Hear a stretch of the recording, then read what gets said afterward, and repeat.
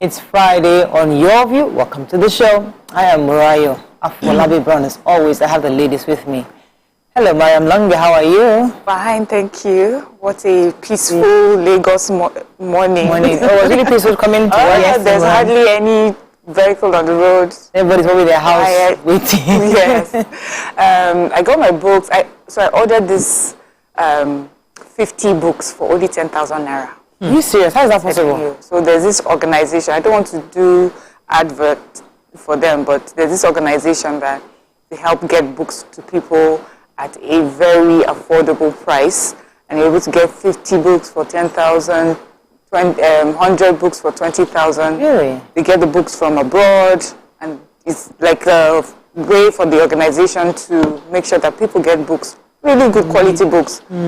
Hardcover, really good authors as well. Non-fiction for adults, for children, and I'm so excited. I really love books, so yeah, I do. I think it makes me really excited. Right. I've been binging on a lot of biographies lately, and I'm actually reading two right now. I like to learn about Nigerians who have done great things, and also foreigners. So I read a few of Bill Carson. I'm reading Professor Akinkugbe right now, and I'm really enjoying it. I have a few more lined up, but it's really, really interesting to see what people have gone through, because one of the reasons why today many of us are totally oblivious of what happens, because you don't have a clue what happened. You know, so sometimes just go read what happened and have an idea what brought us here, where we were, and people who struggle through the whole process to get us where we are, to help us in making in future. That is so important, because sometimes you'll be arguing so vehemently on something that is not fact. But all you had to do was just flip through the pages of a book to realize that you have been just saying nonsense. I do more personal development books, but I was telling her this morning that I want to rekindle my love for novels. I used to love novels. You know, but I'm going to try and start doing novels. So I'll just have a way, I'll try and schedule it. So I do one personal development, I do one novel. So I don't, because I can actually get lost in things that I enjoy. Novels are really, I'm just thinking about it. You know, it's fiction, novel. They now create the stories, love stories, hardcore, whatever. You know, but I'm having a because I was reading. That's the thing with me. Once I get on the book, I have to finish it. Yes, everything else stops. I'm enjoying myself, styling my hair. Yes, I feel be proud of you. Yeah, honestly, she came yesterday telling me that, okay, Ajulu, can I help you style your hair? I said, don't worry, ma, I've already sorted it out. I'm enjoying it, and I'm doing it with the help of my daughter, just getting her hands around it just to see, because I'll just wait for a bit. Which of the daughters? My elder daughter. wait for a bit, and then I will cover it again and all that. And people have been asking me, what happened to your edges?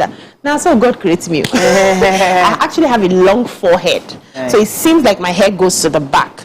But where it starts, it starts. Where it full, it full. So nobody should stress me. That's how I've been created. And I've been like this since I was a baby. So I think that you have hair.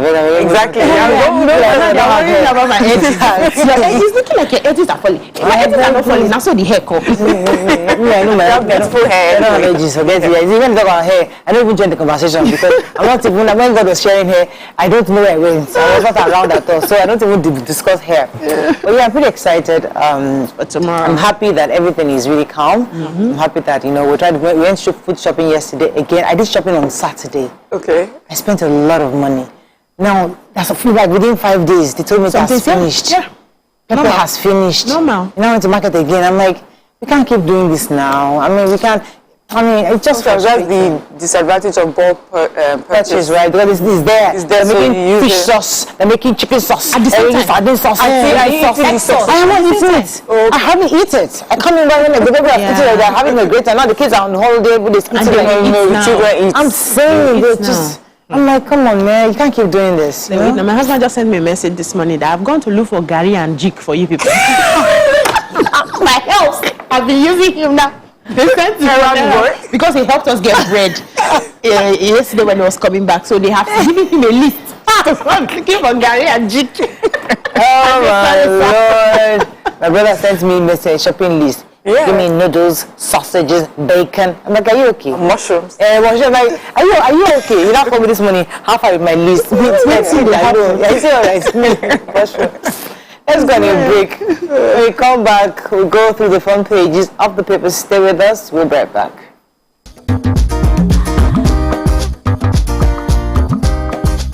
Stay tuned. Your View will be right back.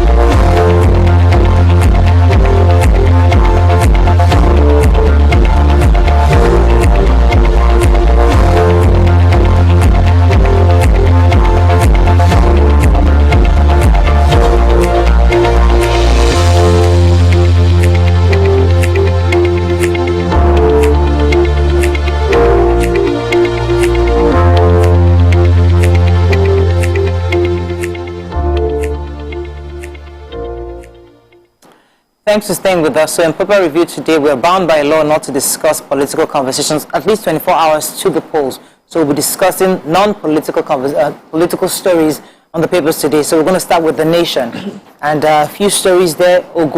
Agro Cargo Airport records maiden flight. Electoral process kicks off with hitches. INEC considers shift of Enugu East Senatorial poll.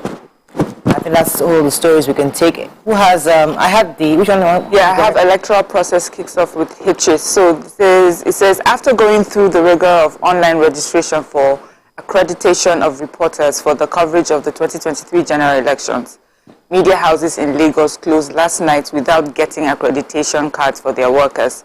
They're saying that several media houses and state correspondents could not find the accreditation cards in the locations that they chose.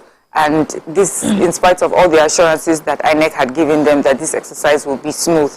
They're saying that the Lagos and West media houses were told yesterday to send their reporters to the Commission's office in the state for manual accreditation.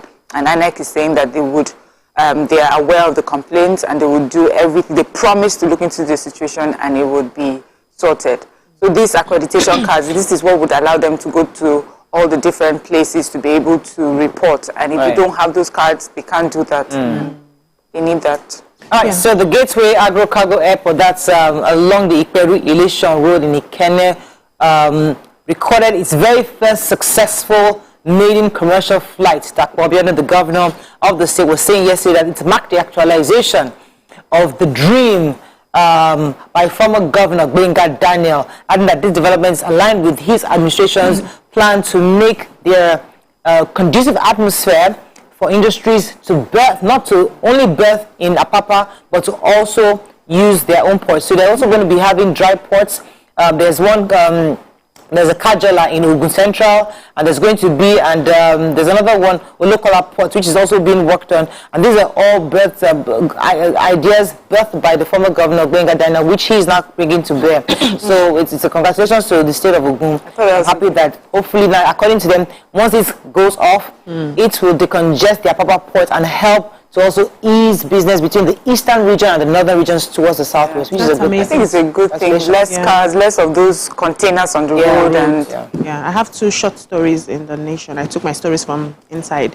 So 15 passengers were yesterday confirmed killed in an auto crash at Nabodo village in Toro local government area of Bauchi State.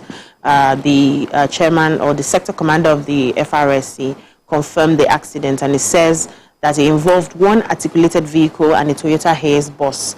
According to him, he said 7 other persons were seriously injured in the accident, which occurred about 3 p.m. And he blamed the crash on a loss of control, speed violation, and dangerous driving. He said 22 persons were involved in the road crash. There were 18 male adults, 2 female adults, 1 female child, and 1 male child. 15 of the people, 12 male adults, 1 female adult, and 2 children lost their lives on the spot. That's a very huge one. And 7 others, 6 male adults and 1 female adult, sustained various injuries, and they've been taken to the Tafawa Balewa University Teaching Hospital in Bauchi for treatment. He went ahead to give advice on how they can, drive safely. Now, secondly, banks announced early closure today. Deposit money banks are announcing early closure. Most of them are closing around 12, so that 12 to 1 p.m. so that their people can get ready for the elections, but they are saying that we should not be worried. Other outlets for transactions are open, so we can still do our online transactions. And right. ATM. No. Pre-election violence. Military others begin raids on hoodlums hideouts. FG shortlists firms to audit typos assets. Lagos motorists groan over multiple levies. Polls be peaceful, Biden urges Nigerians. 82.2 million PVCs collected. Lagos, Kano, Kaduna top the list. Alleged crime. How Finnish police grilled, released pro-Biafran agitator Ekpa. Okay, let me start with Joe Biden. Joe Biden was congratulating all the candidates yesterday that they signed a peace deal in Abuja, and they also accepted that they would accept whatever whoever becomes the winner, they'll concede to the decision. He said he commended yesterday's peace accord, and also he has told Nigerians to be patient and be peaceful while electing the officers, and they also ensure that they count their votes. He also said that he's happy that the political candidates and the candidates running have come together and they've been mature enough to come together to sign this peace accord. He said elections are a fundamental part of functioning democracy, and all Nigerians deserve this chance to choose their future and freely and fairly leader. He's also saying that they, as America, did not choose and they have absolutely no preferred candidate, but they're only asking that we have a free and fair election so that whoever becomes president is based on the people's choice and not by manipulation. Yes, so I have INEC on Thursday released the number of collected and uncollected PVCs ahead of the coming election. A total of 87,209,207 PVCs were collected, with 6,259,229 uncollected as of February 5th. This contained a document that was released by the INEC chairman, of course, and then they gave a breakdown per state of the PVCs that were collected. And the top for the states is Lagos, Kano, and Kaduna, and for the list is Ekiti State. Ekiti State got 958,052 PVCs have been collected. That's a good turnout, because it's about just a little over 6 million people did not pick up their PVCs. I mean, from 90-something million, I mean, that's huge. So we got almost, that's a huge success. So I'm hoping that people do come out and vote. Any other story in Punch? Let's move on. So commercial transport workers in parts of Lagos State are lamenting that despite the strike action organized by motorists under the aegis of the Joint Drivers Welfare Association in November 2022, the situation has remained the same, and they still pay multiple levies to members of the Lagos State Parks and Garage Management. The Punch, did a report and said that GDWAN, that's their association, had embarked on 7-day strike over allegations of multiple taxation. And afterwards, after 7 days, they had to call off the strike, thinking that by now the government would have waded into the matter to help them solve it. But most of the drivers kept, complaining. A driver who plies Oshodi and Songo routes, Adewale Olufemi, said that he still pays close to 10 to 15 levies, and at some bus stops, he pays as much as 200 naira. And they found out that at the end of the day, they have to transfer all the levy payments to the passengers who are still groaning that they do not have enough to pay for transportation. So the government needs to do something about this. Okay, let's go on a quick break. When we come back, we continue with our reviews. Stay with us. We'll be right back.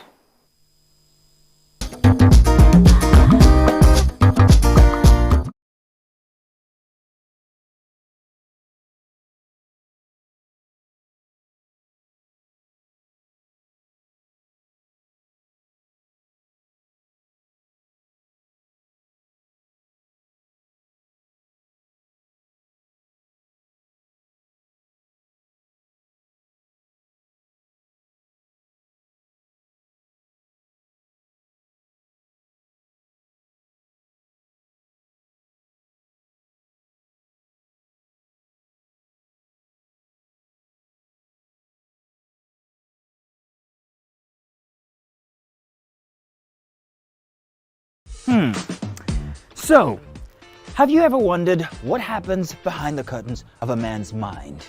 Or perhaps you're one of those who wonder what men talk about when they gather. Well, here goes. Imagine what it takes to put together the perfect cocktail. Or maybe mocktail. We need a bit of sports,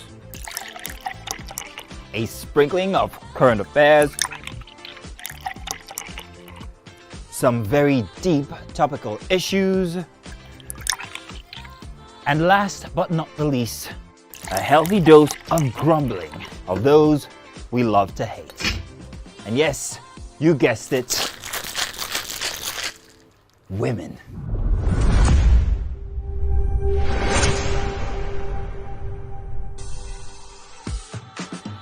So, if you catch the drift, then you're onto something.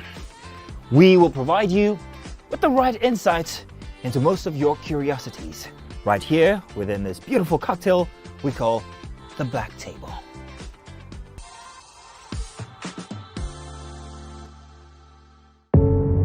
Doubt and fear doesn't occur at the canvas, it shows in the canvas.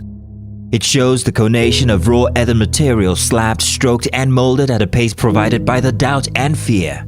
Every move way in the struggle of one to the other, merging the past to the present, brushstrokes of colors seen but not known. For when the wailing stops, the pieces settle down in abject beauty erected for a century of a century.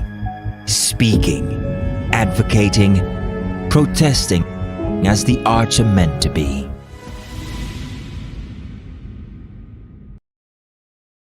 Ladies and gentlemen, make welcome pioneer Positive Force member, dancing queen of the 80s, non-conformist, Afrobeat historian in her right, and long-standing member of the multiple award-winning all-female show Your View, Omoyeni Yeni Anikulapo Kuti, aka YK Power! Ginger! Take it. Today we'll go here. Hey, I don't read you. Are you sure? Ha. I'm not here to answer questions, I'm here to drink. We're in trouble today. Wait till your age. I was close now. Eh? I said 1975. He said 73. He said 75. Fellas wasn't even born till 75. So will I drink half? You go drink. Take. Make I help you. Russian. No be half. I try. Which half? You will make me drink. I'll give you a hint.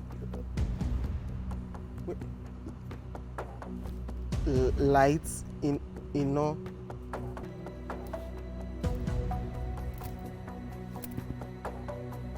Nepa Road.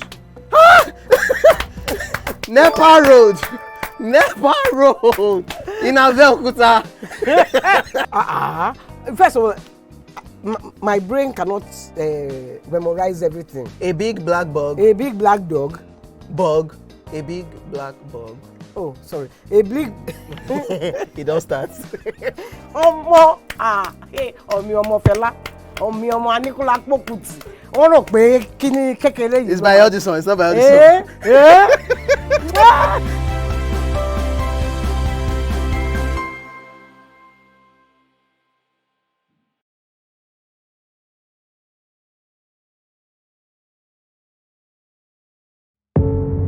Doubt and fear doesn't occur at the canvas, it shows in the canvas. It shows the conation of raw earthen material slabbed, stroked and molded at a pace provided by the doubt and fear.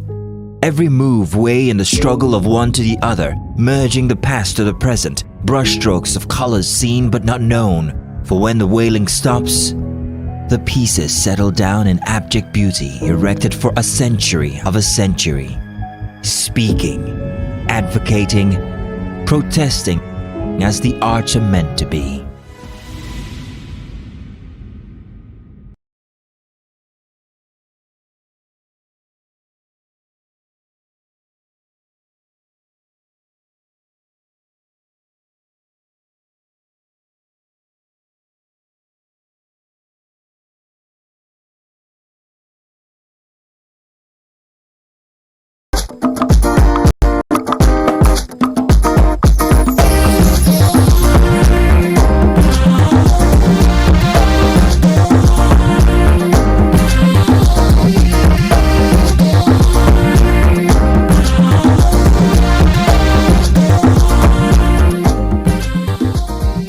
Thanks for staying with us. Moving on now to Daily Sun. Security agents take over polls results collation center. EPA IPOB factional leader arrested, released in Finland. DSS arrest bandits, gun runners recover large cache of weapons. It's illegal to close varsity schools because of elections, says Afe Babalola. Now redesign FG not in breach of Supreme Court, says Malami. And military police others vow to deal with troublemakers. Okay, which story are we starting with? DSS arrests bandits, gun runners, and recovers large cache of weapons. The DSS said that it has arrested a number of criminals and seized a large cache of lethal weapons from bandits and gunmen operating in different parts of our country. DSS Public Relations Officer Peter Afunaya said that they carried out some of these raids based on proactive and intelligence-led operations conducted across the country. They mentioned so many arrests. There are quite a number of them. I think for time I wouldn't take them specifically, but I will take what he says. He says, as you are aware, the general elections will commence 25th of February, and DSS assures Nigerians of its commitment to peaceful exercise. It pledges its neutrality, professionalism, and good conduct of its personnel to the democratic process. It will continue to discharge its mandate of disseminating timely, actionable, and proactive intelligence necessary for tactical, operational, and strategic decisions even beyond the elections. So just to remind us that they're working hand in hand with INEC to make sure that we have a peaceful and violence-free election. Yeah. Right, okay. So, the Central Bank of Nigeria said they are planning to create a new e-Naira ecosystem, and they are asking Nigerians and businesses to adopt the central bank digital currency, that's the CBDC, for transactions and trade. They also revealed that they are currently in talks with more telecommunication companies to help Nigeria key into the USSD adoption. So the coordinator e-Naira CBN, Rakia Mohammed, said this when they were having a meeting with one of their technical partners, Bullnet and Balugu Business Association in Lagos. This happened on Thursday, and he said that they introduced the e-Naira to improve financial inclusion into Nigeria, increase cross-border transactions, diaspora remittances, and complement the nation's payment infrastructure. And they went ahead to say that a lot of people have been quite receptive to the e-Naira platform. And so far, I think it's just MTN and Nine Mobile that have adopted this. They are still in talks with other telecommunications to see how they can adopt that. This will improve us, our economy as a people and our businesses. Okay, so the elder statesman, founder of Afe Babalola University, RF Afe Babalola SAN, has condemned the fact that the Federal Ministry of Education and the National Universities Commission allowed for the closure of universities. He was quite miffed about the whole thing. He said that the forced closure of Nigeria's university by the ministry has done irreparable damage to students of the Nigerian universities. Their problems have been worsened by the scarcity of cash from the ATMs, and this has also made transportation very difficult for them. The illegal closure has adversely affected the curriculum, particularly in the private schools. Now, the public schools are even worse off, actually, because they have been on strike for quite a long time. And now you've asked them to close again for a few weeks, not even for a few days. So I was quite miffed about it, and he said that this is totally wrong and it shouldn't have happened. They should have actually considered the VCs to have a conversation and ask them before carrying out this decision. Okay, let's move on now quickly to the Nigerian Tribune. Over 87,000 PVCs collected, says INEC. First commercial flight lands in Ogun Cargo Airport. We took that story. We will use maximum force against troublemakers, says security forces. 2 Fiat killed, 6 vehicles burnt as political thugs clash in Kano. U.S. President calls for peaceful, credible poll. 24 hours to elections, hope suspense across Nigeria. Troops arrest Abuja Kaduna train attack mastermind, 2 others in Kaduna. And Biafra agitator Simon Ekpa arrested and released in Finland. Who has any story of not taking? I think the Abuja Kaduna train. Yeah, I took it in Vanguard, but I could. Let me take another story. I was just curious. So ahead of Saturday's elections, the armed forces and other security forces on Thursday declared readiness to ensure hitch-free polls as adequate measures have been put in place. There was a joint press conference in Abuja on security forces preparedness, and the acting director, Defense Information Brigadier General Tukur Gusau, spokesperson DSS, Dr. Peter Afunaya, and the Force Public Relations Officer, FPRO, CSP Olumuyiwa Adejobi, declared that the election will be the most peaceful polls in the annals of the nation's history, as promised by the president.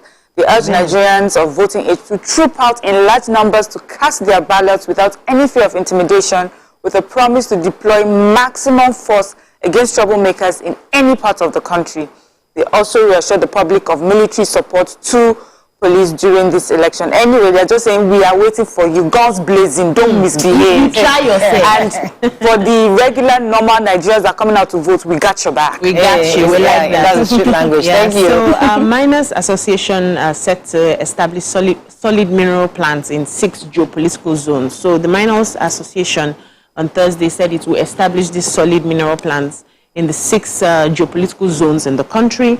According to the acting president of the association, Alhaji Musa Muhammad, he said that they will start the establishment first in Kogi, and saying that there are a good number of mineral resources in the state.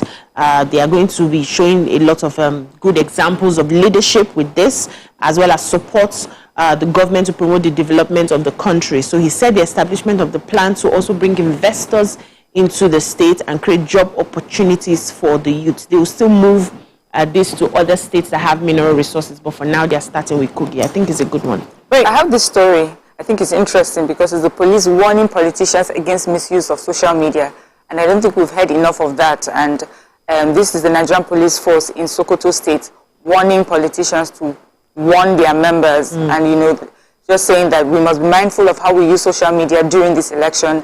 We need to remind us all that we don't have any other country apart from this country, and we must do the needful to ensure we protect it, and called on politicians in the state not to relate with rumors, advising them to always relate to security agents on whatever they hear concerning the elections. And I think it's just an important message for all of us during this time, because people would use social media to incite the politics.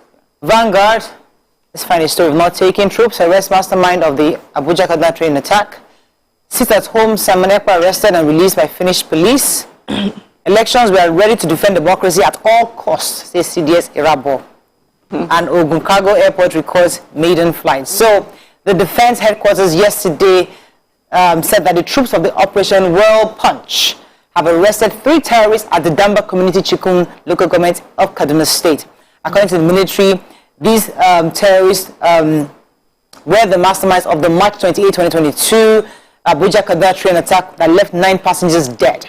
The Major General Musa Dammadami, who disclosed the statement yesterday, said that on Valentine's Day, they recovered 2 motorcycles, 2 mobile phones, the sum of $5,000, and other currencies were found with them. They found this. One of them confessed. One of the 3 terrorists that was arrested confessed that he was the mastermind of the March 28th attack.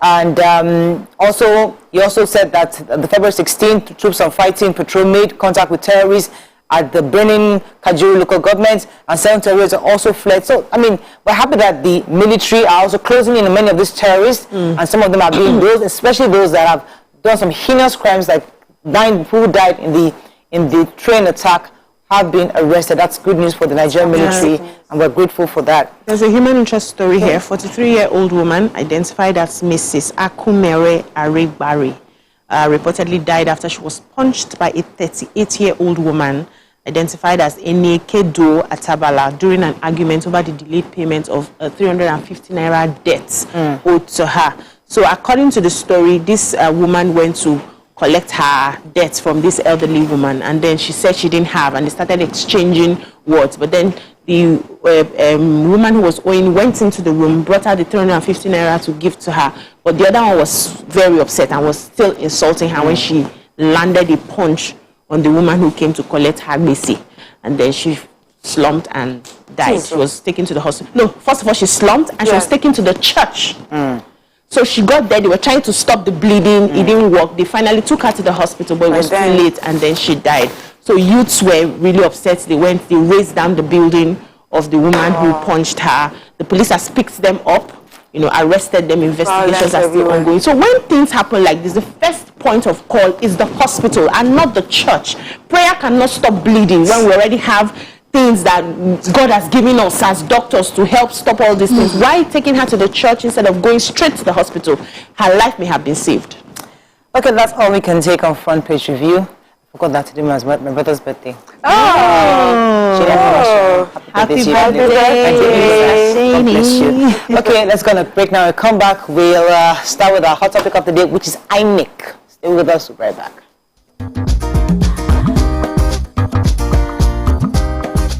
Stay tuned. Your view will be right back. In an effort to reduce... Ladies and gentlemen, please help welcome to the show, La General, the one and only Pere Egbe. Which of the following is false about teeth? We are born with 20 primary teeth. Teeth are the hardest substance in the body. Teeth are the strongest bones in the body. Teeth is not a bone, actually. Teeth can self-repair. The strongest bone in the body, no. Teeth is not a bone. Final answer? Teeth is not a bone.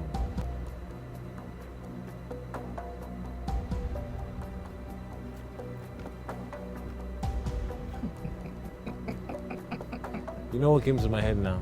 That sound. Crickets. So, editor, you can put that cricket sound there. You can still put it down too.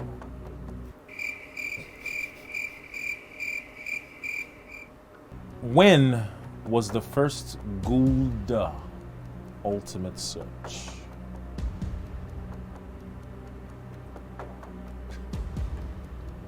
Editor? Don't put any cricket sound. I'm talking. Okay, Pere.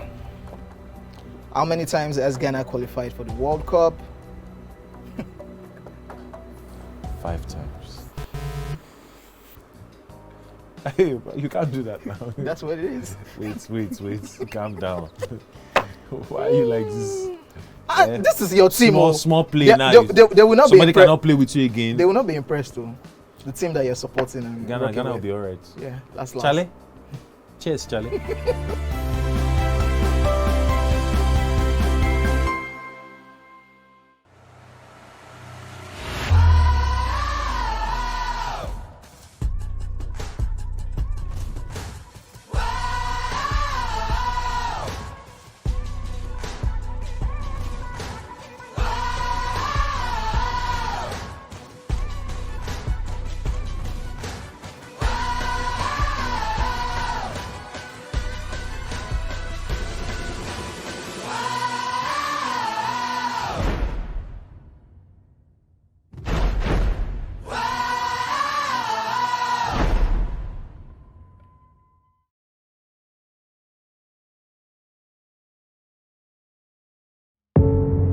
Doubt and fear doesn't occur at the canvas, it shows in the canvas.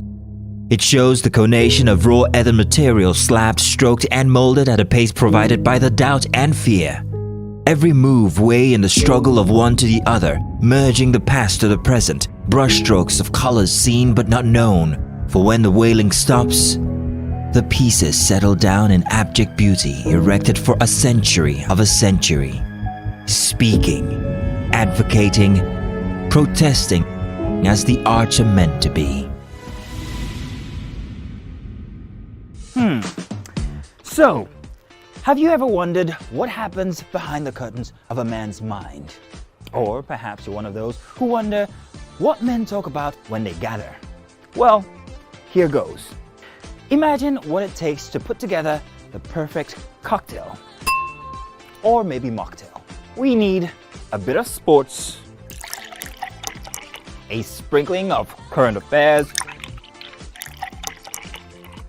some very deep topical issues, and last but not the least, a healthy dose of grumbling of those we love to hate. And yes, you guessed it, women.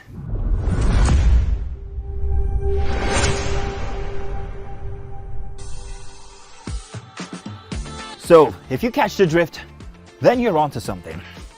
We will provide you with the right insights into most of your curiosities, right here within this beautiful cocktail we call the Black Table.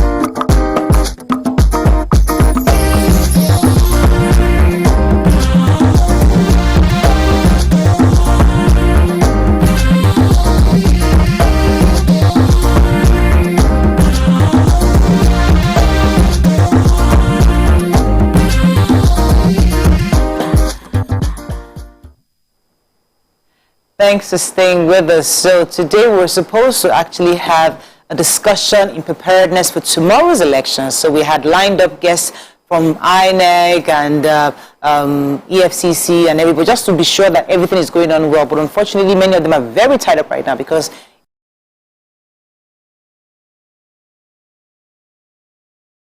it's just 24 hours to the elections, and many people are doing, it's really difficult to bring in our guests this morning. So because of that, we'll just wait for anyone who is available to talk to us. In the meantime, we'll move on to our regular Friday gisting topic. So I'll let BC establish one of the interesting stories we saw on social media. Go ahead. Okay, so this person says, I understand how sweet this wearing of hobby things can be, but unfortunately for me, I dare not try it, because the level in which my hobby places values on material things is out of my reasoning. But at the moment, I have finally reached the end of my own strength. I've been married for almost 5 years, not even one day of happiness or one thing that I can remember he did for me except hurting. So not to talk of wearing his own clothes. I'm happy for those that are free in their husbands' houses. So the conversation is really about how free are you with your spouse, and it's both ways. You know, some people marry into a rich, maybe a rich girl, you know, somebody from a rich family, and you feel intimidated, and every little thing you say, you know, could be misinterpreted or something. So you're constantly walking on eggshells around your family, your wife's family. You feel inferior when you're with them. You know, these are parts of. So it goes both ways. Same thing with some women. They are always careful. Sometimes they marry into wealth also, and they're constantly being reminded that they're the ones coming into the wealth. So they're always careful on how they do things. They don't want to, you know, overstep their boundaries. Is that so? The conversation really is, are you experiencing that? Would you like to share your story with us? It's one of the things we like to talk about on our show. You can call us on 08127053687, 09139076948. You can also tweet us at TVC Connect. Please hashtag your view TVC so we can read your tweet. As I said earlier, we know many want to talk about elections, but unfortunately, many of our guests are not available right now. Hopefully, before the end of the show, one or two of them will be available, and then we can switch. But in the meantime, we'd like to hear your thoughts on the conversation we just want to start. BC, would you like to start? Yes. So I've seen a couple of people who are not, in my own perspective, or how I can explain what I've perceived from them, so to speak. Empirical evidence. What I see in my front, I just feel like these people are not so free. Maybe the spouse, either the wife is not so free with the husband, because I'll notice how you would talk. In fact, I had a colleague once who would call the husband on the phone after work to sort of ask him what he wants to eat before she gets home, and then while receiving the call, she would be kneeling down. Yes, it was that bad. She would kneel down. Oh, that's good. No, it was bad, because later, after a few years, I realized that there was domestic abuse involved. Yeah, but then we didn't know. We just regular, so just been having after school, and then she would, hey, daddy, take it, daddy, daddy, should I fry fish, daddy, and she's practically kneeling down, like I can feel the fear, and I'm like, okay. Her husband be that. I don't understand though, you know. And that also made me think, maybe if the age difference is too much, this is my own opinion, based on what I have seen. If the age, maybe because of the age difference, then you want to put a lot more respect. You won't just be free to hit your husband on the head and, you know, call him some names, and you won't be free because of that age difference. And it sort of made me scared of older people, because I would feel, if I cannot look at you, I'm just telling you now what I feel. If I cannot look at you, older man, so tread carefully. Yes, no, I'm telling you now, I'm coming from somewhere. So when you see other people and you see how things change, you're not like, okay, it's not about the age. It's not about this. It's not about that. Let me jump to Mariam for a second. Okay. Because I just realized that the truth is that because your husband is older than you, older than you, did you feel that need to be very respectful in the beginning, you know, be careful what you say, how you say it, especially with his peers also, when he's his friends? Because if you're a Yoruba girl now, you're likely to call his friends Uncle this, Daddy this, or Mr. D. You're really careful not to disrespect them. But how did you feel that sense of getting into him and being just free with him. Is him now. He came and toasted the babe. How would he? Did he expect me to greet him, sir? And no, that didn't happen. I think that's even the easiest. But you brought up something important, which is his friends. They're not dating me. They're not married to me. Of course, I'll give them the respect that is accorded them, their age, their status, and I do that.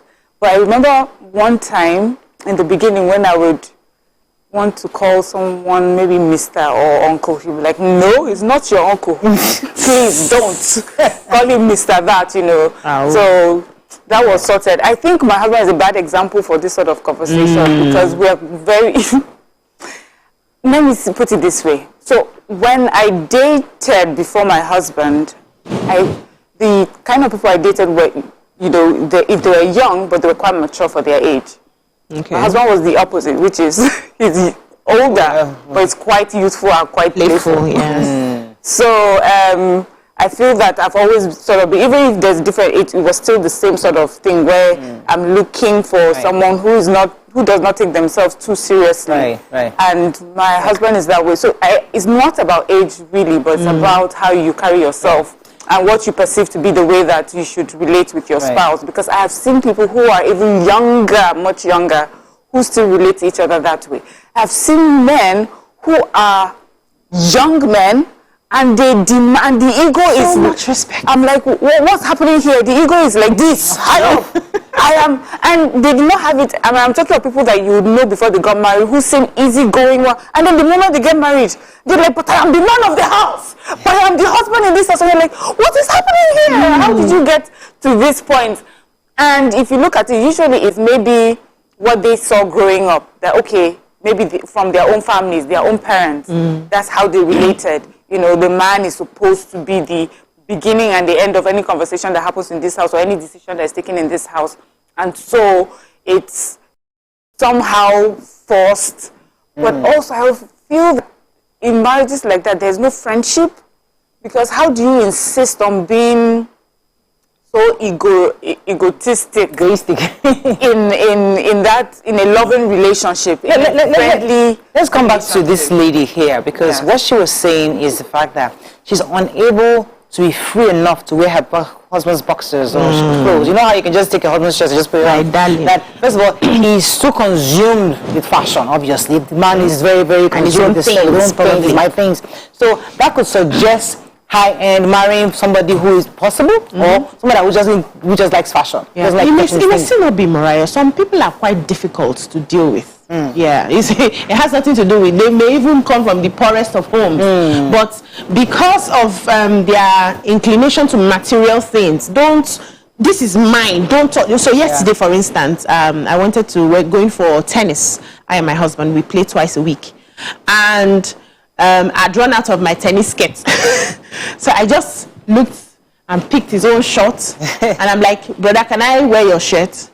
And he said, okay, you can have it. And then he went to look for something else to wear. So I wore his own complete gear yesterday to play the game while he looked for something else.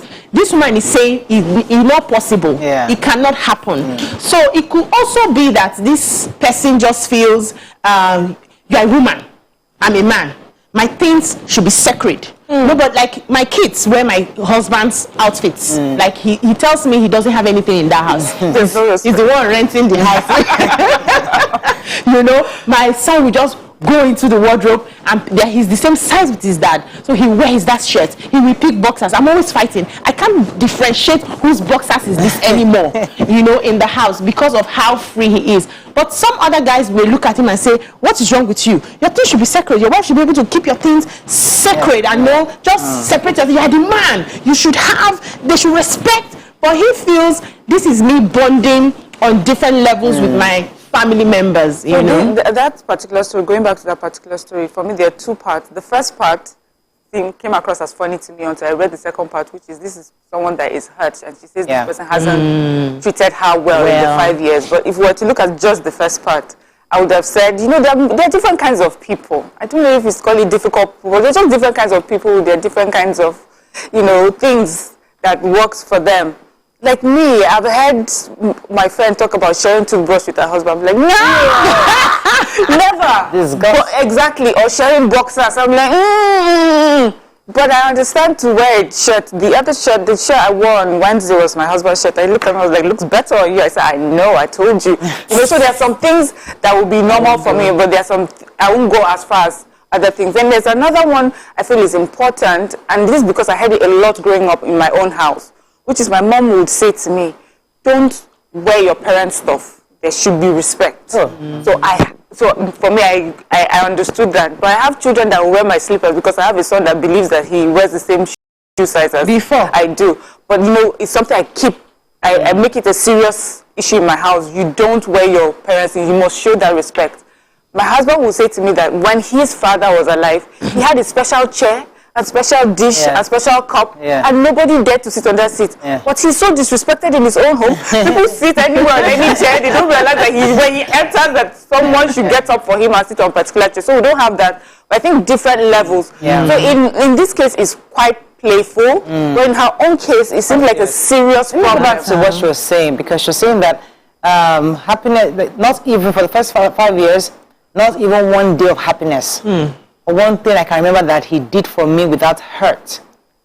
So this is somebody who is enduring a marriage. So the conversation now I would like us to go to is, a lot of women are enduring, and it's because they don't want a broken home. They don't even want to be one of the numbers of, the statistics that this amount of women are this, they left their husband, whatever. So they're being very careful just to endure. They're managing the enduring situation, hoping that at some point, maybe a light bulb effect to happen and he changes over, or something happens that, because some wait for children to come, bring a bond. Others wait for a great job to come. Maybe if he gets a better job, he'll be happier. Maybe if we relocate to Canada, to America, things will be better. They find out one thing that will make things better. So let me come to you, BC. Do you think somebody who is very unhappy, the first 5 years of is very unhappy, do they have any chance to make it better, or should they start thinking of leaving? Is it too early to think of exiting, do you think? So I've heard stories where the first 5 to 10 years were hell for some people, but they stayed through. And after 12, 15, 20 years, it became better. They will say the man now finally came to his senses. They were willing to wait that out and see how this man changes. So that depends on who you are as a person. That depends on what your priorities are. That depends on how you would enjoy your suffering in hopes for a better tomorrow. Not everybody has that capacity. And not everybody should have that capacity. So you need to check yourself and ask yourself, which capacity do I have? When I was getting into marriage, I told myself, I am not here to carry a cross as husband. The cross that I want to carry is the cross the world will give to me, and two of us together will face the world. It's me and you against the world. That's what I'm here for. But you giving me cross inside the house, I will not take it. I had stories of mothers telling me what they went through. In fact, family members, they will say, but that's how it is. So even that time, we do this, we do that. I will just be that's marriage. I told myself, it's not for me. I do not have the capacity to finish one burden that I've just gone through, that God has just saved me, and enter another one, okay? So depending on your capacity, for some people, what you call suffering is not suffering to them. And if you are really suffering and you've had it up to here, nobody will advise you on what to do. You know what to do, so do it. Let me take this call. I've been holding for a while. Good morning, are you there? Joke? Good morning. Good morning, lady. Hello, Joke, you're live. Go ahead, please. Yes. My own advice is that either you're a man or a woman, you should marry your friend, whom you will be free together. Because when one is a Ogam, one is a Omodo, I don't think it's good like that. Thank you. Thank you. So she's advocating that you marry somebody who you're close friends with. But we found that friends marry together, and once they enter that marriage, it changes. The ball game changes. So both of you are buddies before marriage. You do things together. But once you enter, there's something that just reminds the man that, okay, he's in charge. And that this friendship thing must begin to have levels. Because yes, I can be your friend, but let us change the level. Respect yourself. Because especially when they start seeing all their friends being respected, or they go out and people expect it of them, and the gate man is opening doors, it's you, he sees, not seeing your wife, you know. Society reinforces it in different ways. So you now remind your partner, I am in charge in this relationship. So that's your buddy, don't buddy here. You're right, but there's also another thing that happens, and I see that quite a lot. If in a group of friends or family, you're the first to do something, everybody has an opinion on how you should do it. They've not gotten there yet. Ha! You mean you wash plates and your wife is not? This person that is not married yet. You mean you take care of baby, you change diapers? Me, it can never happen in my house. When I get married, this is what I... And when you usually are the first in a group, you're thinking, oh, I'm doing this wrong. These people must be right. Then, what will now happen to you? When they now get married, they will now do it differently. You're now wondering, like, see what I put this man through, or this is what I put this man through. Meanwhile, and then they would now justify it and say, we did not know them, but now we know better. So, let me go. Okay, we're going on. We'll be right back. We'll be right back. Stay tuned. Your view will be right back. So, have you ever wondered what happens behind the curtains of a man's mind? Or perhaps you're one of those who wonder what men talk about when they gather. Well, here goes. Imagine what it takes to put together the perfect cocktail. Or maybe mocktail. We need a bit of sports, a sprinkling of current affairs, some very deep topical issues, and last but not the least, a healthy dose of grumbling of those we love to hate. And yes, you guessed it, women.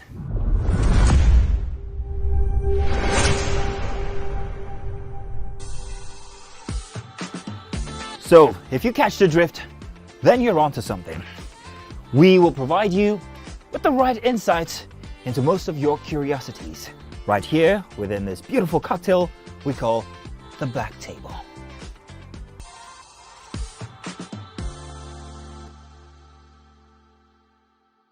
Ladies and gentlemen, make welcome pioneer Positive Force member, dancing queen of the 80s, non-conformist, Afrobeat historian in her right, and long-standing member of the multiple award-winning all-female show Your View, Omoyeni Yeni Anikulapo Kuti, aka YK Power! Ginger! Take it. Today we'll go here. Hey, I don't read you. Are you sure? Ha. I know I'm not here to answer questions, I'm here to drink. We're in trouble today. Wait till your age. I was close now. I said 1975. He said 73. He said 75. Fellas wasn't even born till 75. So will I drink half? You go drink. Take. Make I help you. Russian. No be half. Which half? You will make me drink. I'll give you a hint. Lights in no.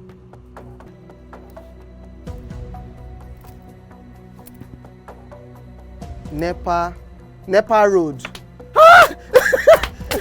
Nepa Road in Abel-Kuta. First of all, my brain cannot memorize everything. A big black bug. A big black dog. Bug. A big black bug.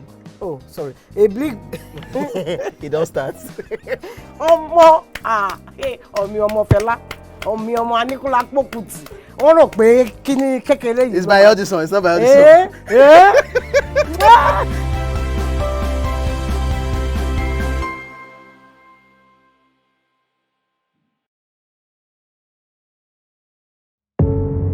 Doubt and fear doesn't occur at the canvas, it shows in the canvas. It shows the conation of raw ether material slabbed, stroked, and molded at a pace provided by the doubt and fear. Every move way in the struggle of one to the other, merging the past to the present, brushstrokes of colors seen but not known. For when the wailing stops, The pieces settle down in abject beauty erected for a century of a century, speaking, advocating, protesting as the arts are meant to be. Ladies and gentlemen, please help welcome to the show, La General, the one and only Pere Egbe. Which of the following is false about teeth? We are born with 20 primary teeth. Teeth are the hardest substance in the body. Teeth are the strongest bones in the body. Teeth is not a bone, actually. Teeth can self-repair. The strongest bone in the body, no. Teeth is not a bone. Final answer? Teeth is not a bone.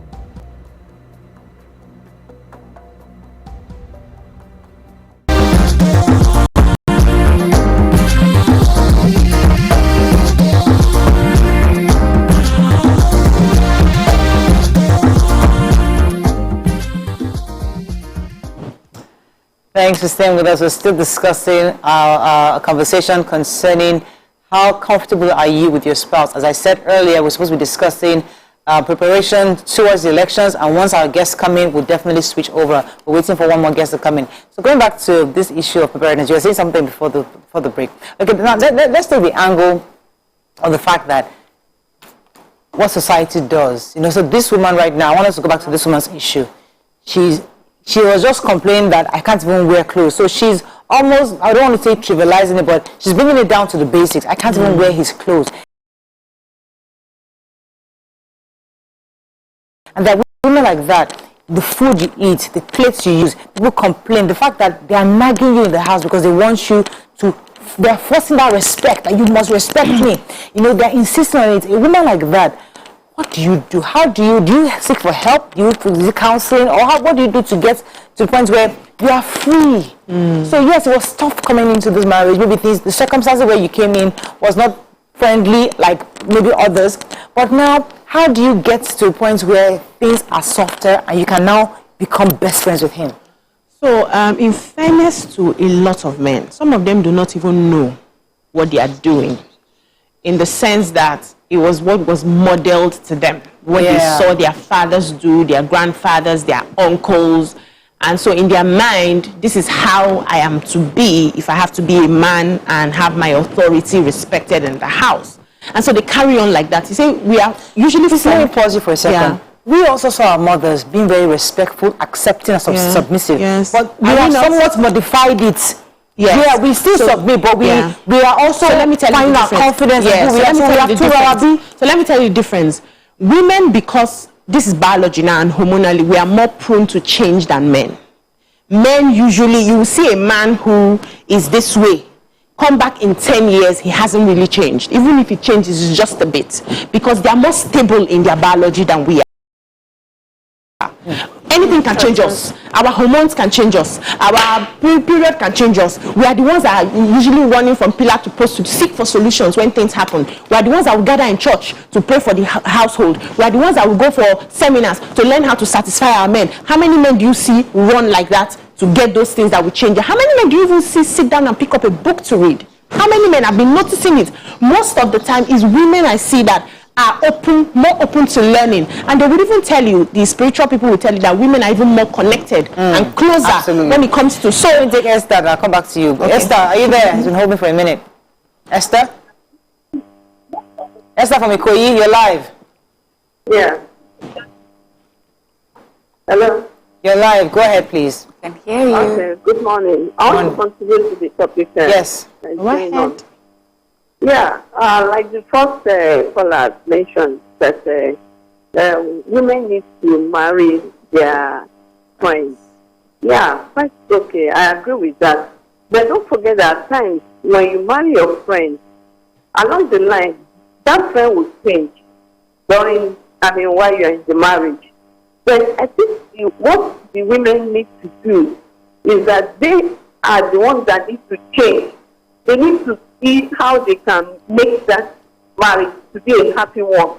You understand? They need to adjust themselves. They need to be... Esther is saying the burden is on the women to adjust themselves and change. We get that a lot. I mean, that's really, I have to, unfortunately, I have to learn the segment because I'm told our guest is on now. But this is a conversation we might have to continue a bit later. But let me go on a break. When we come back, bringing our first guest from the National Youth Corps. Stay with us, we'll be right back.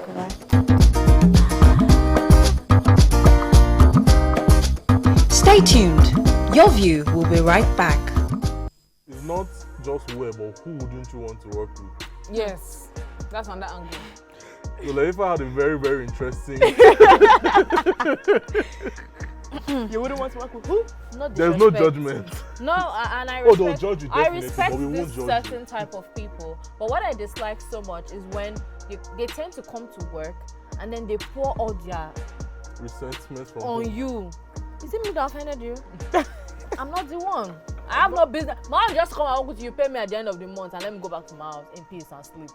But when it comes to like divorced people, I cannot work with a divorcee. I can't see myself doing that. If I find out, if you can hide it or not, but if I find out, When they're nice divorcees. I would just What be. if they are nice? Okay, now it depends. If you are nice, cool. But if you are the type that you don't know how to keep your anger to yourself, you always pour it on somebody. Well, I'll just drop my resignation letter, no matter the amount you're paying me. So it's more passive-aggressive people. Yeah, I can't do it. I'm so sorry. Oh, definitely. And I cannot work with stingy people. See this one. Because you cannot be passing me in the morning, afternoon. I can say, oh, yeah, I'm working. Oh, yeah, take 100 naira. If Take you're 10K. your sugar Take daddy 15K. You be don't have to be considerate, my sugar daddy or sugar mommy. See, the way you treat others is the way they will treat you outside. And if you cannot treat your workers well, they are not a good boss. If you cannot be dashing me small thing or giving me donuts when I'm working, you are not a good person.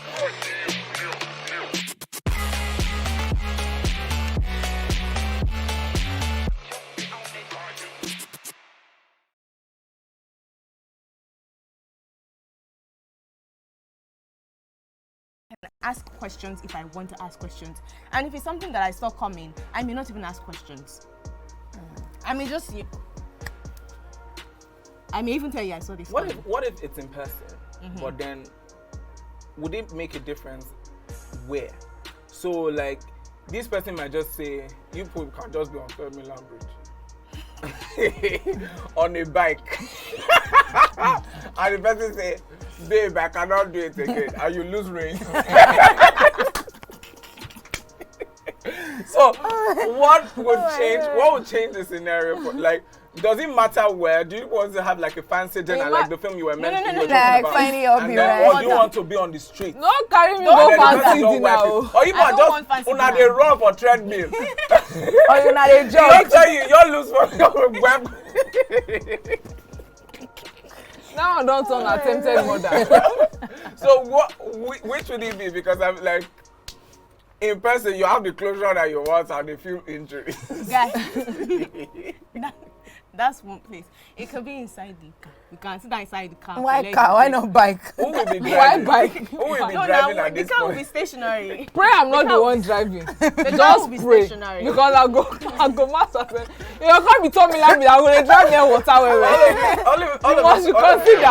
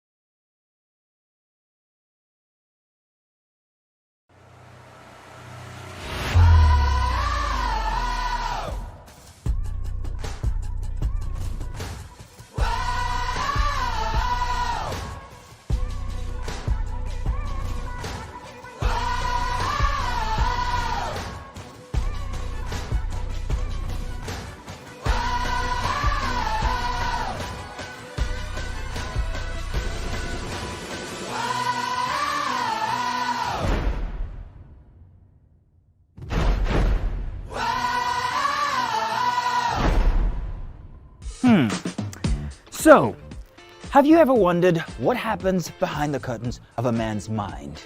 Or perhaps you're one of those who wonder what men talk about when they gather. Well, here goes. Imagine what it takes to put together the perfect cocktail.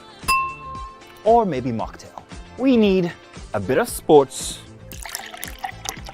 a sprinkling of current affairs, some very deep topical issues,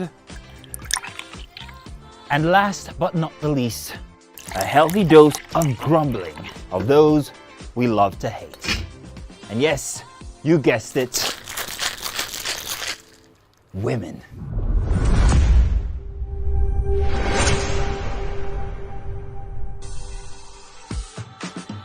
So, if you catch...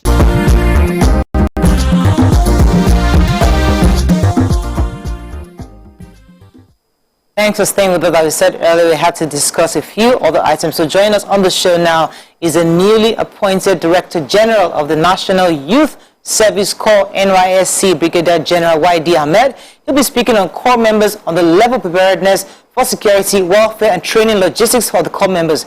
Welcome to the show, sir. Are you there? Yeah, I'm there. Good morning. Good morning. Thanks for joining us on the show this morning. I wanted to find out, could you give us an idea, the number of youth service members or Corps members that are involved in this year's coming elections? Well, once again, good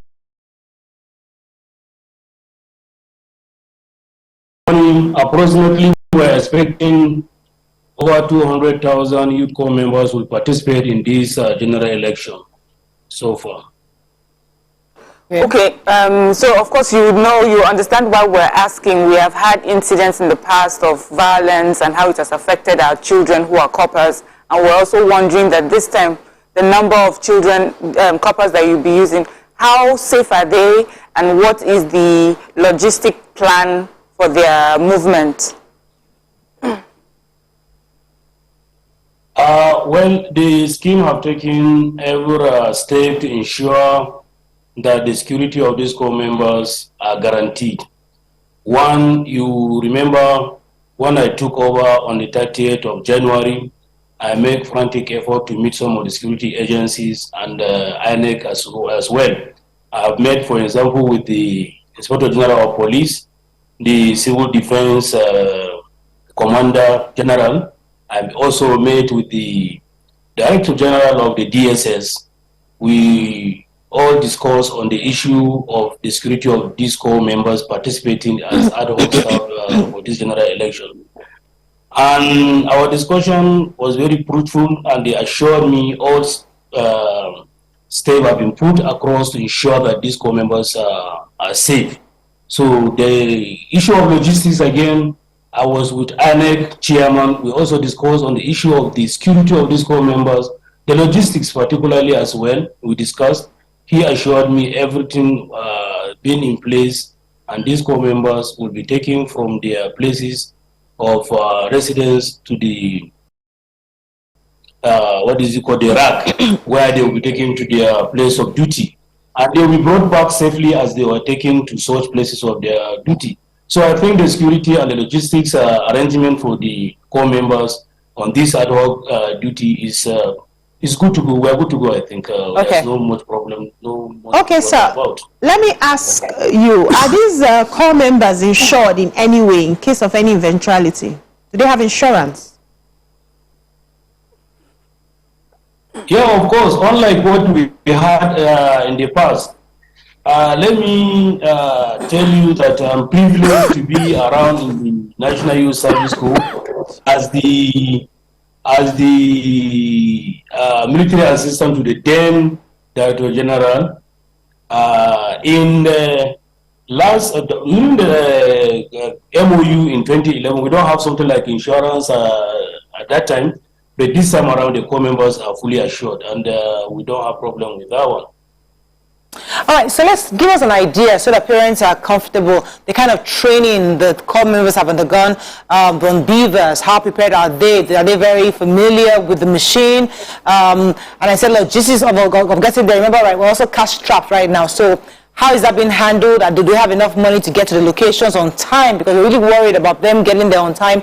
People don't want to get at 8 o'clock and then don't see anybody. So what has been done so far? What kind of training have you done to make sure that these corps members are well equipped and ready for tomorrow's elections?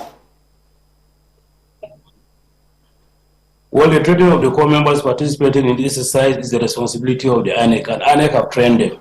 We are aware they have got they have organized training for them. Those in camp, the latest corps members that finished their camp, they have also been trained in the camp. Those who outside the camp, they were given training. And some of our directors, deputy directors, and some of the even state coordinators, all of them were part of this exercise. So they have witnessed the training exercise given to them on how to manipulate and conduct themselves with this bimodal voter accreditation system, the beavers you are talking about. They have been fully trained. On our own side, again, we ensure that we give them a kind of sensitization apart from the training received given to them by INEC. We give them sensitization. If you can remember, yesterday on Thursday, we flagged off sensitization to all corps members participating in this exercise across the nation. So I think the corps members are fully prepared, and there's no cause for alarm. We don't have much issues to bother about. The issue of logistics is the arrangement of INEC to convey these corps members to their places of assignment. Okay. And we have been informed that they have made arrangement with NURTW, who are settled with the responsibility of transporting the corps member from INEC. And it's not only the corps members, all ad hoc staff, all other INEC staff that are participating on this exercise are involved. So it is not like only the corps members will be asked to transport themselves on their own. No, INEC is on the top of the situation. They are the one to supervise and ensure these corps members are transported to their various places of Okay, sir. What advice would you likely give to corps members who are going to be on duty this weekend? Well, several advice have been given to them. All I want to add again is just to ensure that the corps should ensure they are apolitical, they are neutral, ensure that whatever training they receive in INEC, they should put in place. They should put it in place as according to the way they are expected to. And again, they should show all form of gratification. Nobody should come and lure them into receiving anything in form of money, food. I've set the time without a number. I've talked to the corps members. I've sent messages. I've sent circulars. Nobody should accept any form of gratification. Corps members, they have done this as assignment earlier on. They have received commendation in this country and even out of the country, and I expect them to do better than what their predecessors have done before. So I want to add again that please, they should be punctual in whatever thing that they do. They should be polite. They should show sign of politeness and let me see, doctrine in the exercise they are to carry on this. Okay, so I'd like to know what happens to a corps member who's been found to have compromised the integrity of votes or has collected gratification from politicians. What does NYSC do? The corps members, okay. The corps members are aware. They are not having immunity over anything. Well, whoever have decided to violate any law or instruction given to the person will be prosecuted. But they are very much aware. So we expect nothing less than doing the best that they can do. And I'm sure the corps members will not go astray trying to do something otherwise what is expected of them. So we know the police is the lead security agency on these elections. However, we also heard that the military would also be supported. How much of support do you know the military is giving the NYSC corps members? Would you like to comment on that? High level support. They have been given even without INEC exercise. The military are always there for the corps members. If you look at some of our advices we give to core members, when we say don't travel late, when it is 6 o'clock, branch at any of the army barrack, it is your second home. Once you show your ID card, tell them where you're coming from, you will be accommodated. To buttress this, just last 3 or 4 days, when some of our core members were stranded at the airport in Sokoto, they were to go to Lagos because of weather. They stayed there 3 days. They couldn't leave the airport. When this we get to know about this, we talked to the 8th division there. The garrison commander quickly organized for escort. When we contacted their parents, we organized for escort for them from Sokoto down to Abuja. They slept in Abuja. The next day they were escorted to the airport and they flown down to Lagos. So the military are always there for the core members. We accord them all the respect. We consider the core members, we treat them as officers, in short. So they don't have problem. The military are always there for them. Yes, we remember when we were serving. You treated us. I thank you so much, Brigadier. What are your final words to these core members that are 200,000 of them? Well, my final word to them is for them to do all is expected of them diligently and make the country proud, to make the scheme proud as well. And I call on the citizen as well to give them all the level of cooperation so that they will give their best. Above all, let me use this opportunity to talk on what is trending in the social media.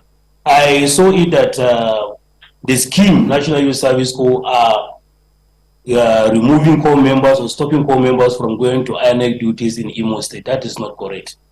What we said, any place that we consider as flash zone or flash area, we don't send our core members there.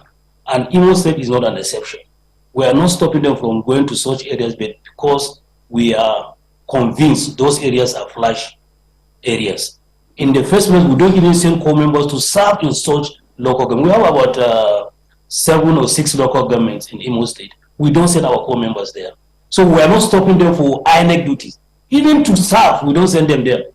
Recently, the last camp concluded here, when we send them to Maiduguri, where the camp is situated, we look at it, it wasn't too safe. We don't want to take chances. We have to move them down to Katsina under armed escort to do their orientation camp in Katsina. And after the camp, we provided escort again back to Maiduguri to go and serve. So we don't send core members to flash areas. Wherever we consider as trouble zone, not safe for these core members, we will not send them there. The security of these core members is our concern. So their welfare, their security is guaranteed. So we will not take any chances. Oh, thank you. That's quite comforting to know. Thank you so much. Every parent would like to hear that. So I'm happy that you're not sending the core members to those flashpoints. We'll be asking INEC, hopefully, who's going to be taking over from the core members who are not going to those hot areas. But thank you very much. We've been speaking with the newly appointed Director General of the National Youth Service Corps, NYSC, Brigadier General YD Hamad. Thank you so much, sir, for joining us. We're going to break now. When we come back, we'll continue with our next guest. Stay with us. We'll be right back.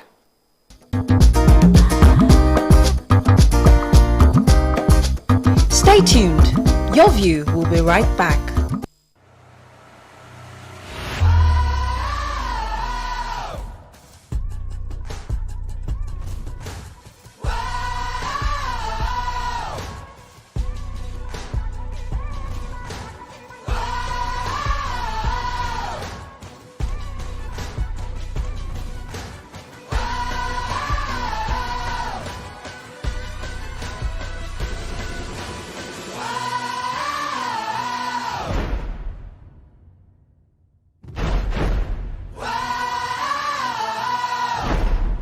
Questions if I want to ask questions, and if it's something that I saw coming, I may not even ask questions.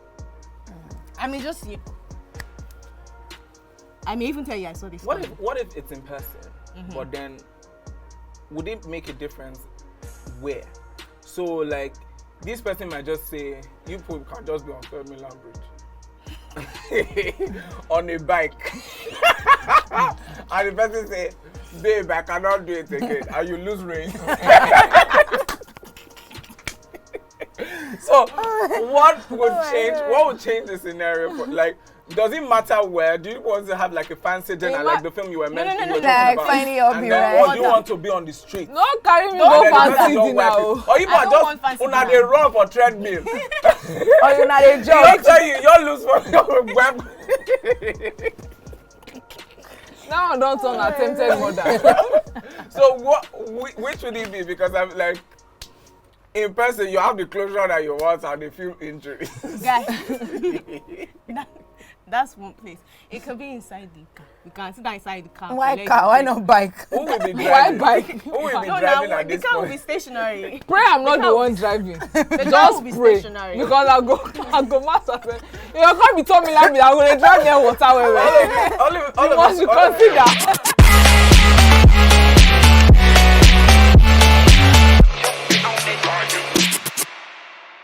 Ladies and gentlemen, please help welcome to the show, La General, the one and only Pere Egbe. Which of the following is false about teeth? We are born with 20 primary teeth. Teeth are the hardest substance in the body. Teeth are the strongest bones in the body. Teeth is not a bone, actually. Teeth can self-repair. The strongest bone in the body, no. Teeth is not a bone. Final answer? Teeth is not a bone.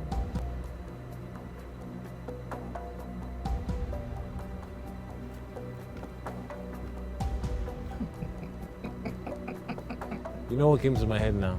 That sound. Crickets. So, editor, you can put that cricket sound there. Very just, you can still put it down too.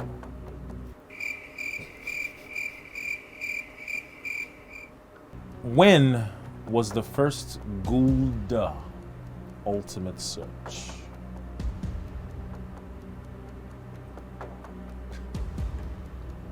Editor? Don't put any cricket sound. I'm talking. Okay, Pere. How many times has Ghana qualified for the World Cup? 5 times. Hey, you can't do that now. That's what it is. Wait. Calm down. Why are you like this? This is your team. Small play now. They will not Somebody cannot play with you again. They will not be impressed though. The team that you're supporting. And Ghana will be alright. Yeah, that's last. Charlie? Cheers, Charlie.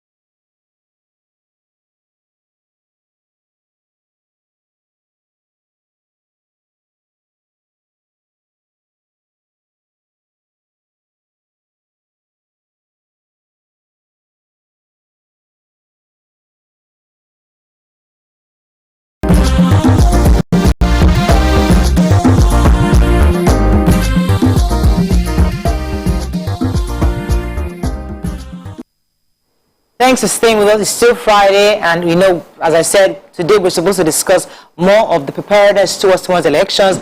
Most of our guests are quite busy today. We're doing the last-minute checks.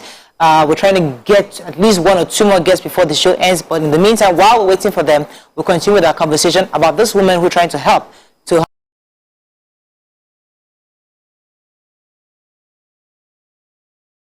Especially because she feels she's choked in a 5-year-old marriage, and she's already given up. So yeah, congratulations to those of you that are able to, but she's still here. Yeah. So that goes back to those of us that are enduring. I mean, how much of endurance do you endure in 2022, 2023? Should we still encourage women, or is it okay to allow women to endure if they choose to endure? Why do we condemn those who choose to endure? So I was trying to answer the question initially. And I said that sometimes, because the men do not know any better, they have picked up what they have seen from either their fathers, forefathers, uncles on how to be a man, and they bring it to the home. And you know, that was when Ina said, what about the women that change? And I explained a whole different reason why women would change faster than men. But the thing I've realized is sometimes women are not happy about something and they will not communicate. So we work based on assumptions. So he should know that I don't like this. He should know that I don't like the way he's speaking to me. He should know that I don't like the way he shouts at me. He should know that I don't like... He should know. Human beings are not wired to know what you are thinking per time. In sociology at the time in school, they told us that the mind is not open to direct apprehension by the observer. It's when I tell you that this action of yours is making me feel this way, that you will sit down and try and get what I'm saying. So I think a lot of women have not mastered the art of communicating in a way that the man understands. So it's not about when you are upset, you say, I don't like the way you treat me. I don't like, Auntie, let me point sit the way it's first. Let me land what you are punching now. You don't land that point. The point you're making is that women don't communicate. Some women don't communicate. Some. And I'm don't know how to. That there are women who are told, find a nice time when he's in a good mood, when you're in a vacation or he's smiling, and then try to find that, and that's the point the times you talk about it. And you do that, and the man that is on this page do a 3 full 60, and you get a slap. There are situations like that. So we involve blueprints of nice how to communicate. It doesn't always work for us in Africa because you still do not let me land this point. Communicating doesn't necessarily mean you have to find a nice time where he's not a god where he has to be very happy for you to bring up some things. There are non-verbal communications. Women just don't have mind to follow through on some things. There are non-verbal communications that will make a man understand that this thing I'm doing, this woman is fed up, without even you saying a word. So you need to learn the kind of communication that works for him. That nice time is not for everybody. It's not for everybody. So learn it. Because there are lots of people go the extra mile as a woman if you're having some things that displease you in your marriage, to learn how to better communicate that I am not having this anymore. It's either we talk about it or everybody carry their leg. Okay, let me just respond to that. Because I would say that, in my own opinion and my observation, I would actually say that women are better at non-verbal communication than proper communication. And we have been told, stop with your non-verbal communication. Verbalize it, say it in words, because we cannot guess what you're non-verbalizing. We cannot guess why you're turning your face to the other side or sulking around the house if you're not talking. So that's for me in response to that. But generally, I feel that if you're in a marriage and the other person is not in the marriage to work it out with you, then I'm not sure if you're truly in a marriage. You cannot be the only one suffering in a bad marriage. A bad marriage because both of you have decided something's not working and we want to make it work. If you're the only one that's hurting, if you're the only one that's sad, if you're the only one that's also trying to take the steps to make the marriage better, then I'm sorry you're in that marriage by yourself. It's not a marriage.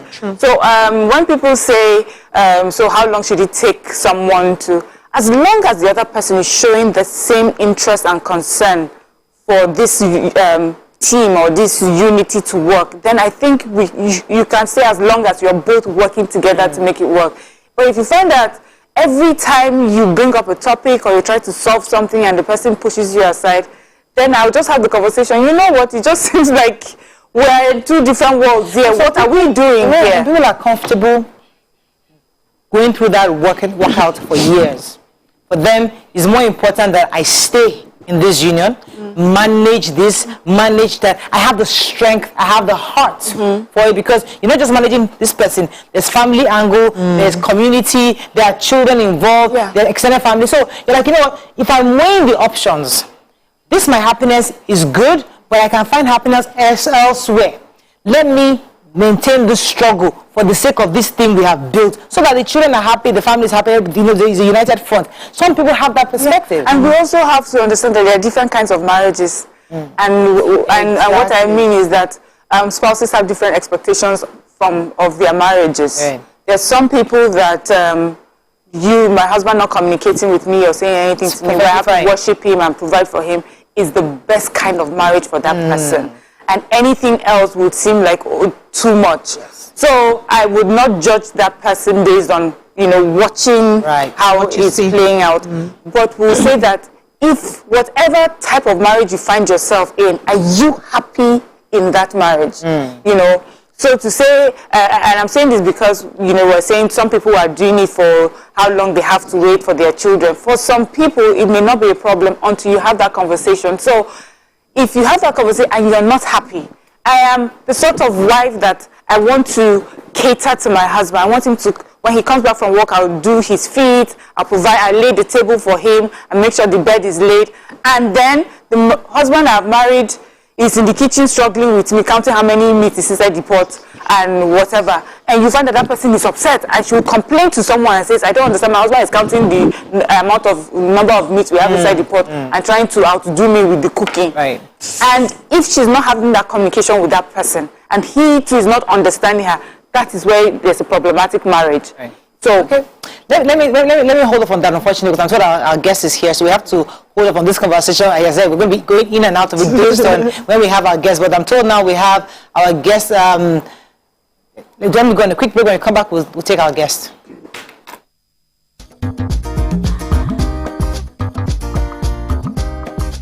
Stay tuned. Your view will be right back. Ladies and gentlemen, make welcome Pioneer Positive Force member, dancing queen of the 80s, non-conformist, Afrobeat historian in her right, and long-standing member of the multiple award-winning all-female show Your View, Omoyeni Yeni Anikulapo Kuti, aka YK Power! Ginger! Take it. Today we'll go here. Hey, I didn't read you. Are you sure? I'm not here to answer questions, I'm here to drink. We're in trouble today. Wait till your age. I was close now. I said 1975. He said 73. He said 75. Fellas wasn't even born till 75. So will I drink half? You go drink. Take. Make I help you. Russian. No be half. Which half? You will make me drink. I'll give you a hint.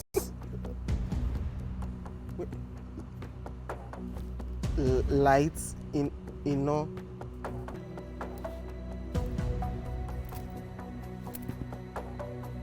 Nepa Road.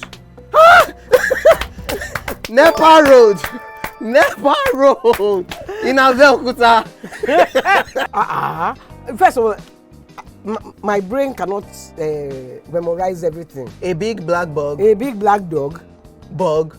A big black bug. Oh, sorry. A big. It don't start. Ọmọ fẹlá. Ọmọ Aníkúlá Pókùtì. Wọ́n rò pé kí ni kékeré yìí. It's by Audison. It's not by Audison.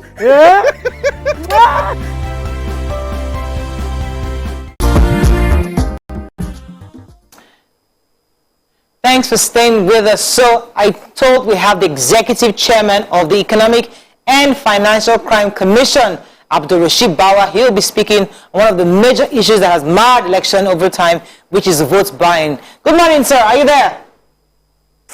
Good morning. I'm here. Thank you for joining us this morning. So I read a report yesterday, I believe, when you said that you have started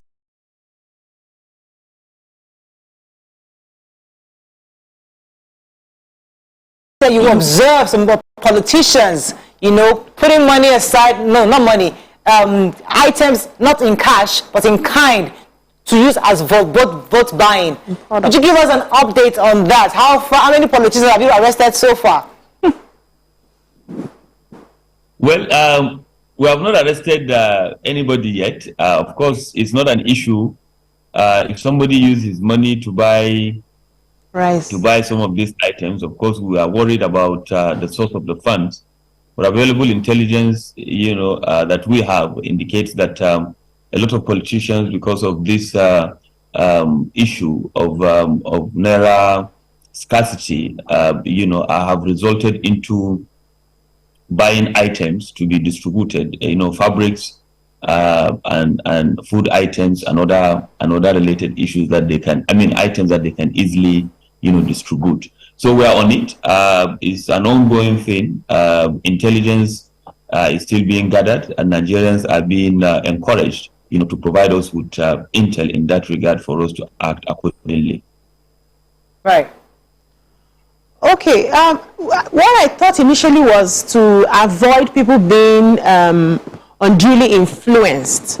So if there are people, politicians already buying things like rice, wrappers, noodles, and all that, and distributing as a way of getting the people to take the product and then vote for them, is that not a form of vote buying, even if you don't? It is. I'm not saying that it is not an inducement that can be made through those items. And that is why we raised it. We are the one that raised it, that some politicians are planning to buy votes, not in cash, but in kind. So that is what we are saying, and we're working on that. But you asked whether we have made any arrests, in that regard, and I said no, we are yet to make Okay. Yes. Okay. You know that you are the man to talk to right now in this economy. So we've been, about the cash policy and the story about whether it's supposed to, we're doing this because we're trying to stop vote buying, and then going into banks and showing videos of some of these monies that were that's cash allegedly being kept away from Nigerians themselves. Could you tell us, with data and real life, how this policy has helped so far with the vote buying? Well, it has helped in the sense that for now, a lot of politicians that are out there are worried that they don't have, the cash to enable them, utilize not only for vote buying, but for other things also that is associated with their election. So it has helped, drastically. I've had people saying that this is perhaps going to be the least expensive election in the history of elections in this country. So it has helped, tremendously, directly and indirectly. But of course, that the policy was not intended towards, all of these things. Central bank have made it clear to Nigerians the rationale and the reason behind the policy. But of course, like any human endeavor, any human activity, you will tend to be working towards A, and then of course you will end up, solving the problem in B and C as well. So it's working. Just yesterday, we arrested somebody with 30 million naira of the new naira notes. And the question is, where did he get the money? Yes, 30 million naira. Where did he get the money? Yesterday. Oh my goodness. How did he get it? And where did he get the money? How did he get it? Yes. Because with the policy, you are expected to get 100,000 from ATM and 20,000 naira across the counter, in a week. So why did you get 30 million? And luckily, one of the reasons why I said that the policy is helping, now we can easily trace the money through the serial numbers of these new naira notes, because they are new. You understand? Yeah. So we can easily trace. Central bank, yes, these monies were printed recently. Who did you give this serial number to? Which bank? Then we'll be able to trace back and link up. Could you confirm? With these people and then distribute the money, and they have to be brought to the book. So we'll ensure that we see it through to the end. Let's talk about the elections tomorrow. So do we expect to see members of the EFCC present at every single polling unit, or where do we expect to see them? No, we don't have the capacity. We have admitted that a long time ago. We don't have the capacity to be in every polling unit. Okay. But we are the leading agency in this situation, in this issue, and there are security agencies, all across the polling units. So we are working together with everybody. We are working together with all of them, and of course, this is not an issue about security agencies or about the EFCC. This is an issue about Nigerians themselves. They need to own this. They need to understand that. They need to know that, look, what we are doing, or what they want us to do, is something that is, against the office of the citizen of the Federal Republic of Nigeria. That, look, you are selling your conscience. You will not be able to ask. In democracy, where citizens cannot be able to ask questions, then it's not democracy. We should be able to challenge, not necessarily to criticize everything, but to ask questions. And so it is not about the EFCC. We need not to be everywhere. And that is why, on all the media, almost all the media institutions, we were able to distribute telephone numbers of officers that are leading operations in various states of the federation, where they can key in with us, and then we can go on to Mr. Bawa, as a follow-up to what you just said now, if I get to the polling unit tomorrow, and what are the things I should be looking out for to report to EFCC? So what are the things you expect me to see? When I contact EFCC immediately. Did you give us a list of things? Vote buying. Vote buying. Define vote buying. Yeah. It's being done like have you voted before? Yeah.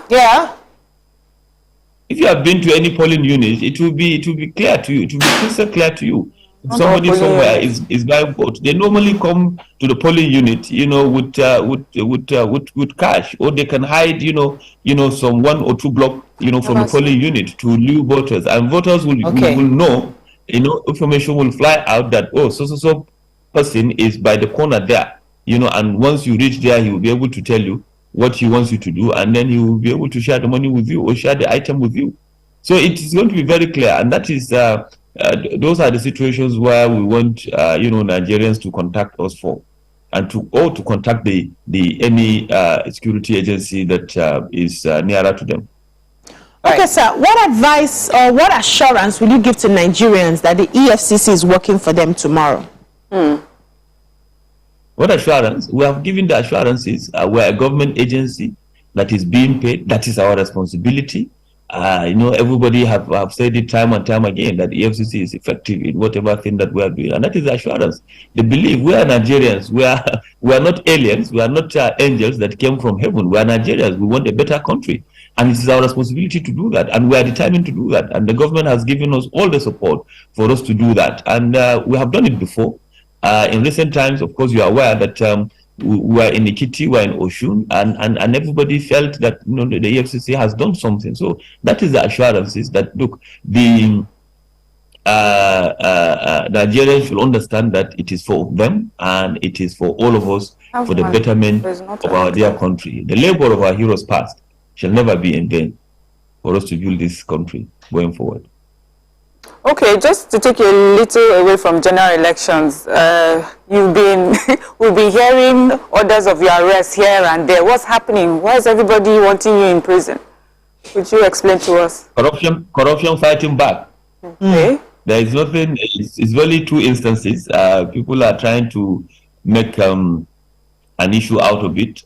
In the first instance, it's an issue that happened since 2018, and we made it clear to the court that, look, we have complied with this. It's an issue of a vehicle. It's an issue of some funds. We have released the vehicle as at that time. The monies were already mopped up, by the government. We need to get it back and paid him. Now, of course, I know that by now you know the history of the case that happened since 2016, and this issue, of course, since 2018. But when you are sitting in an office, the asset and liability of the office, you have to take the burden. On the second issue, you know what the issue is. Somebody that we charge at FCT High Court and then at the Federal High Court here in Abuja, and we are on the verge of arraigning him. A court in Kogi now said that we should bring the suspect to them, and we said, look, we are arraigning this person. And I think there was communication gap, between the lawyers that are handling this and this issue as well. So we went ahead and we arraigned him, and we told the court that you don't have jurisdiction to hear this matter. This is the situation that we have and all of that. But the court, in the wisdom of the court, their discretion, they decided to give the order that they gave, and we have, filed for the stay, and we have appealed it, and very soon we are going to hear the appeal. So as it is, the status quo remains. There is nothing like that. So there is just corruption fighting back. When you are, I know that you know the characters that are all involved and all of it. We are looking at a case involving cumulatively, over 7 billion naira of citizens' funds. That state is one of the poorest states in this country. So if you have that money, you'll be able to do a lot of things on it. So we are just doing our job. Don't be deterred, and we are not deterred here. We are determined to continue to push. Thank you, sir. That is one of what do you call it? liabilities that one has to come across with. Okay, let me just ask your final words to politicians, your final words to electorates, final words to the umpire, and to the security operatives that might be complicit in vote buying.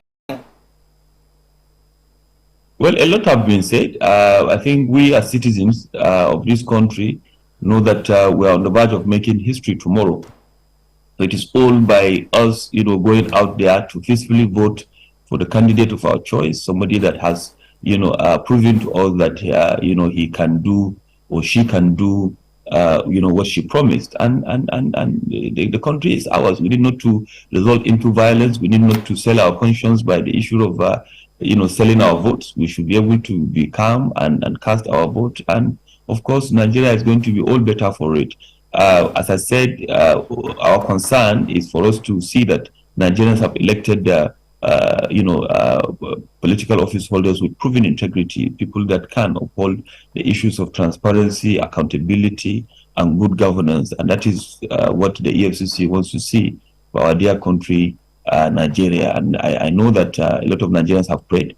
We are going to come out of this thing on top, and there will be peaceful election, God willing. And in the next couple of hours, we are going to know who the president-elect is and who are those that we have elected into the 10th Assembly, God willing. Thank you very much. We've been speaking with the Executive Chairman of Economic and Financial Crime Commission, Abdul-Rasheed Bawa. Thank you so much, sir, for joining us this morning. Thank you very much for having me. I appreciate it. Right, so you've heard from the NYSC, you've heard from EFCC. We're supposed to hear from INEC, but unfortunately they were quite tied up today, so we couldn't reach them. But either way, next few minutes just discuss the preparedness for tomorrow's elections. The students in the universities, schools closed. Many of them are back home. Some of them are en route back home for to be able to participate, because some of these many of these politicians are depending on young people also to vote, because they're hoping that the youth will come out and vote en masse. So I'm happy that they are home, but some parents are not happy, saying that you've already been on strike for so long. There is no reason why they should be home at this time. But either way, they're already home, and I just hope they'll be prepared. The final words as we wrap up this week. So, personally, I like the fact that they are home. I think everybody should be with family at this time, so that you go out, do your voting, and come back. We can put an eye on you, find out where you are and all that. Is very difficult if you're in a school, especially if the school is away from the main town where your parents are. So it's good that the students are allowed to come home. And for me, it's just a few weeks. The elections is not lasting for 8 months. It's just a few weeks. They'll be able to mark up when they go back to school. Elections are actually supposed to be something very serious. This is the time that the nation will likely change for the better or worse. So it's something that we all should take seriously. Hopefully, when we get to a level in our technology where people can vote from their phones and vote at home, then we may not need to start sending our students back home to be able to participate. But I'm looking forward to the elections. A lot of people are hyped up about it. The young people most especially are hyped up about it. There are lots of new voters. Yes, lots of new voters. So personally, I am not happy about the students going back home, traveling traveling really far distances to get back home to vote for one day or for one weekend. I wish that there was something that we could have done. I always feel that there's always a creative way to sort out issues. The students have been away from school for so long. They're back now. And, it takes a certain mindset to settle back into school, and they have them just shift back and forth. I understand also the fears, why it has been done, because we have the fear of insecurity that's happened before. But I would like for Nigeria to go forward. We can't keep doing things the same way over and over again. If they are registered voters, we should find a way that we create a polling unit for those who have their PVCs with them and they're able to vote. I just don't like, especially the sad story of some students who were going back home and were found and got into an accident. I just wish we didn't have to do that. But I'm looking forward to the elections tomorrow. Yeah. Looking forward to a better Nigeria. Whoever wins, better Nigeria for all of us, and violence-free election. And I would just like to say that tomorrow's elections are important, very important for all of us. And one of the few items I'd like you to take with you, you need your sunglasses. If you don't have one, get one today.